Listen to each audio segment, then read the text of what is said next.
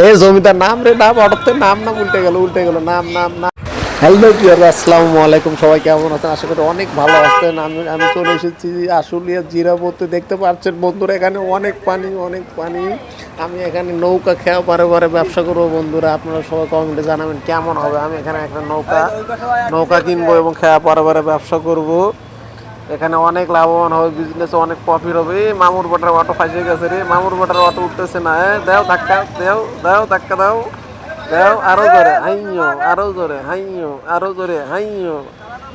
এই জমিদার নাম রে নাম অটোতে নাম নাম উল্টে গেল নাম নাম নাম নাম নাম নামে তো উল্টে গেল। এই উঠে গেছে রে, এই জায়গায় বেঁচে গেছে রে, বেঁচে গেছে। বন্ধুরা যে পরিমাণ কষ্ট হইতেছে, আমি এখানে নৌকা দিলে কেউ আর অটোতে চড়বে না, সবাই আমার নৌকাতে চড়বে এবং ব্যবসা অনেক প্রফিট হবে। এটাই বাস্তব বন্ধুরা, এটাই বাস্তব।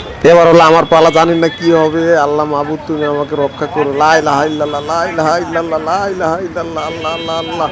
কি যে একটা অবস্থা, কি বলবো।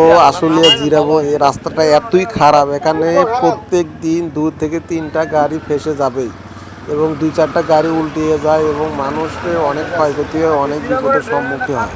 যারা এসব কাজ মেরামত করার দায়িত্বে আছেন তাদের দৃষ্টি আকর্ষণ করছি এবং এই রাস্তাটা খুবই তাড়াতাড়ি ইমার্জেন্সি ভাবে ঠিক করার জন্য অনুরোধ জানাচ্ছি।